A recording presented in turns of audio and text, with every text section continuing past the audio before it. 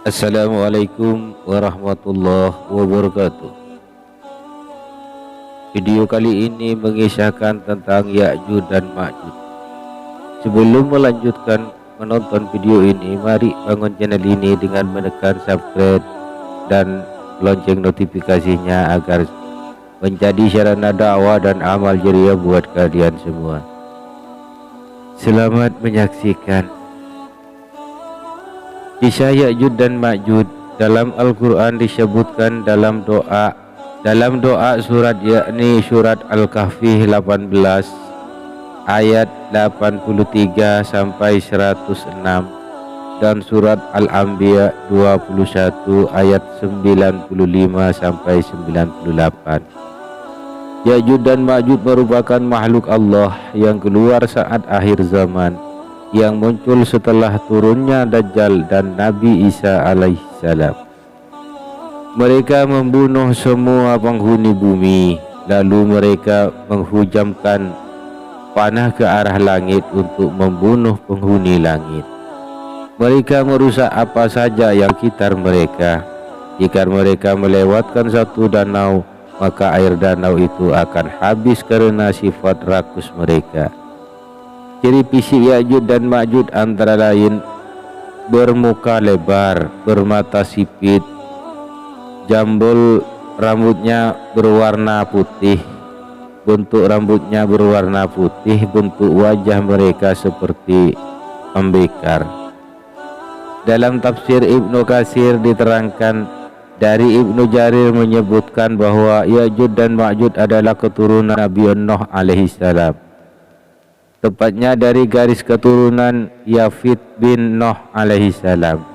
Kisah Ya'juj dan Ma'juj berhubungan dengan Zulkarnain, di mana Zulkarnain adalah hamba Allah yang soleh yang sering melakukan perjalanan dari timur ke barat. Dinamakan Zulkarnain karena kedua pada kepalanya menggunakan penutup dari tembaga dan membentuk seperti dua tanduk.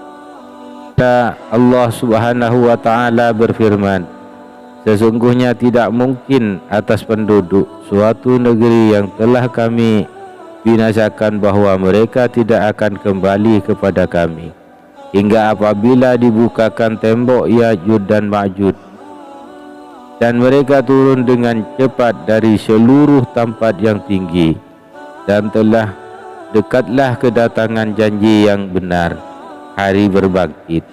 Maka tiba-tiba terbelalaklah mata orang-orang yang kafir. Mereka berkata, aduhai, celakalah kami, sesungguhnya kami adalah dalam kelalaian tentang ini. Bahkan kami adalah orang-orang yang zalim. Quran surat Al-Anbiya ayat 95 sampai 96.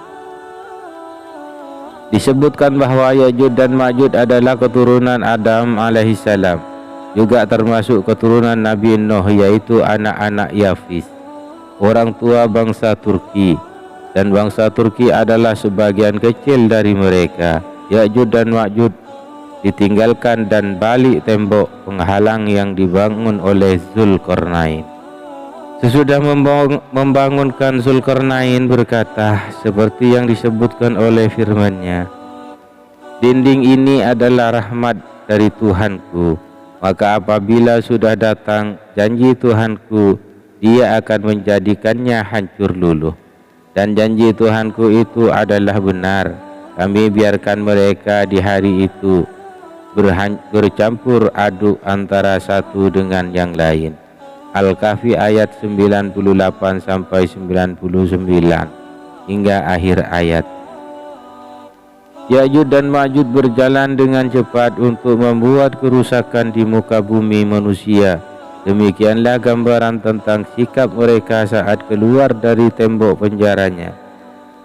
Mendengar di bawah seakan-akan menyaksikan peristiwa tersebut, Ibnu Jarir mengatakan, telah menceritakan kepada kami Muhammad ibnu Musanna, telah menceritakan kepada kami Muhammad ibnu Ja'far, telah menceritakan kepada kami Syu'bah dari Abdullah ibnu Abu Yazid, yang mengatakan bahwa Ibnu Abbas melihat anak-anak sedang berlari-lari.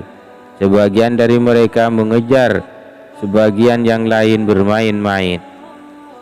Lalu Ibnu Abbas berkata, seperti itulah Ya'juj dan Ma'juj saat keluar dari temboknya. Di dalam banyak hadis yang bersumber dari Nabi Sallallahu Alaihi Wasallam, banyak disebutkan kisah keluarnya Ya'juj dan Ma'juj, seperti yang akan dikemukakan berikut ini.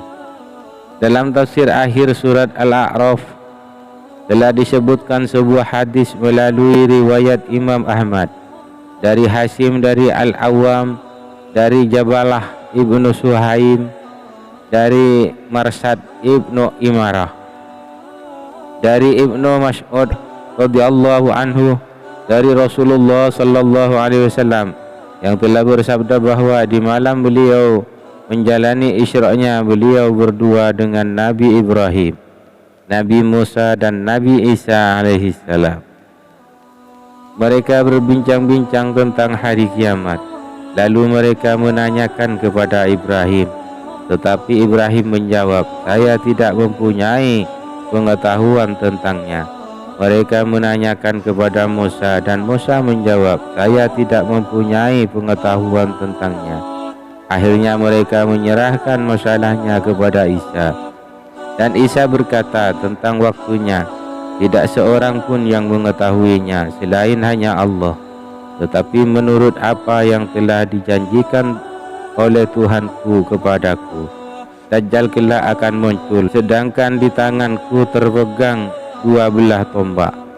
Apabila Dajjal melihatku, maka leburlah tubuhnya sebagaimana leburnya timah yang dipanaskan. Isa melanjutkan kisahnya bahwa Allah membinasakan Dajjal manakala Dajjal melihatnya, sehingga sesungguhnya batu-batuan dan pepohonan dapat berbicara. Hai orang muslim, sesungguhnya di bawahku bersembunyi orang kafir, maka kemarilah dan bunuhlah dia, kata Dajjal. Kemudian manusia kembali ke negeri dan tanah airnya masing-masing. Setelah itu muncullah Ya'juj dan Ma'juj. Mereka berdatangan dari semua tempat yang tinggi dengan cepatnya, lalu menginjak-injak negeri manusia. Tidak sekali-kali mereka mendatangi sesuatu tempat, melainkan mereka binasakan tempat itu.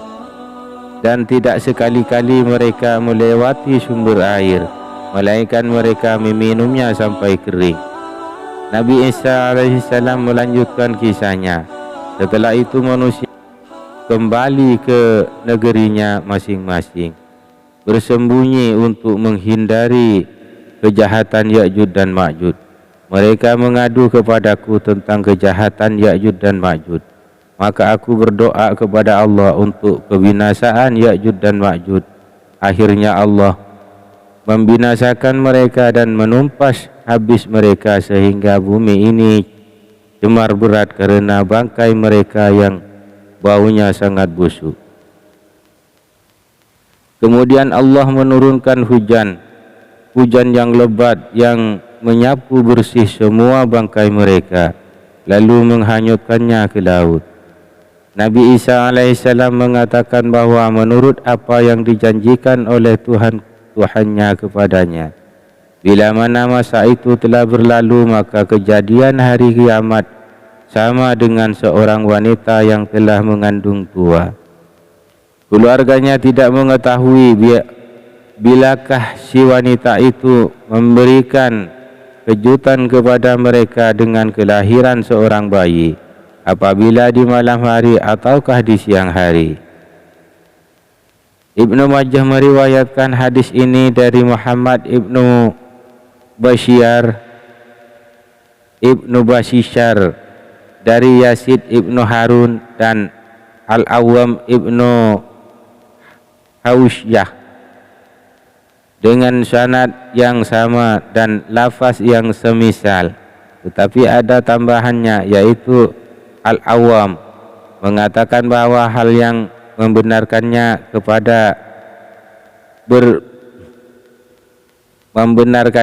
berada di dalam Kitabullah melalui firman-Nya, hingga apabila dibukakan tembok Ya'juj dan Ma'juj dan mereka turun dengan cepat dari seluruh tempat yang tinggi. Al-Anbiya 96. Ibnu Jarir dan Ibnu Abu Hatim telah meriwayatkan melalui hadis Ma'mar dari banyak orang, dari Humaid Ibnu Hilal, dari Abbas Syaib yang mengatakan Ka'ab pernah mengatakan bahwa bila mana akan tiba saat keluarnya Ya'juj dan Ma'juj, mereka melubangi tembok itu dengan kapak peralatan yang mereka miliki, sehingga orang-orang yang tinggal di balik tembok itu dapat mendengar suara kapak mereka. Bila mana hari telah petang dan malam akan tiba, maka Allah menjadikan lisan seseorang dari mereka, Ya'juj dan Ma'juj, berbicara, kita datang lagi besok untuk meneruskannya. Pada keesokan harinya mereka berangkat menuju ke tembok itu, dan mereka menjumpai tembok itu telah diutuhkan kembali oleh Allah seperti semula sebelum dilubanginya. Maka mereka menggali melubanginya kembali sehingga manusia yang tinggal di balik tembok mereka dapat mendengar suara kapak mereka. Bila mana malam tiba, Allah menjadikan lisan seseorang dari mereka mengatakan, kita akan ulangi lagi galian ini besok, insya Allah. Pada keesokan harinya mereka datang, dan ternyata mereka menjumpainya dalam keadaan